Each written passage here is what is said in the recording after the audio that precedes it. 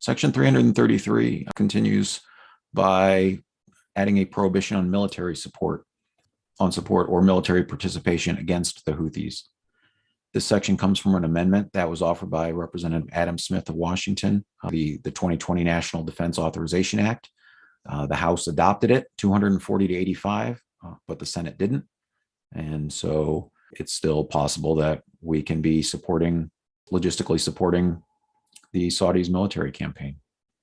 So this would be a 5-year ban on supporting the specific war against Yemen. No more giving them intelligence information for doing their offensive strikes. No more logistical support, anything like that for their bombing campaign, unless there's an exemption for if there's an imminent threat or if the president has specific authorization from Congress. In that case, then there would be permission to act. But in general, no, stop supporting this military campaign. It's been going on now for 7 years. And according to the United Nations, January was one of the worst months for civilian casualties. On January 21st, the Saudi coalition, they bombed a detention facility, which was full of migrants.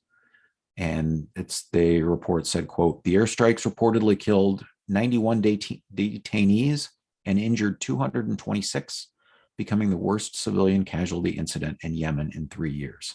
I haven't been following things in Ukraine super closely, but I feel like I haven't heard of anything killing 91 civilians in one shot over there. And yet we are participating in that sort of bombing campaign in Yemen by offering logistical and informational support to the Saudi coalition.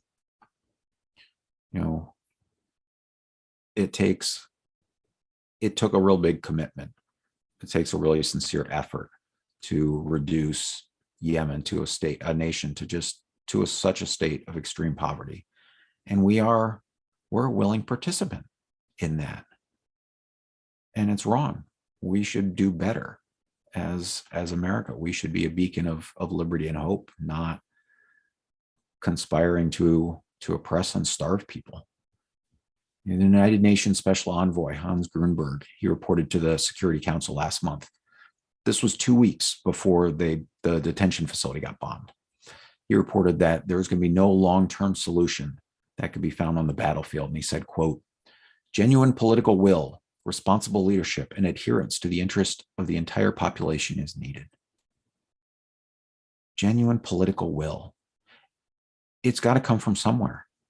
It's not coming from Saudi Arabia, and it's not coming from Congress. So let it come from the American people. Let us come together and say, look, end poverty, end mass incarceration, and end the endless wars in 2022. We can say, this is wrong. This has to stop. And we don't want to be a willing participant in the war on Yemen any longer. Well, Chair, I think that concludes my testimony on Section 333.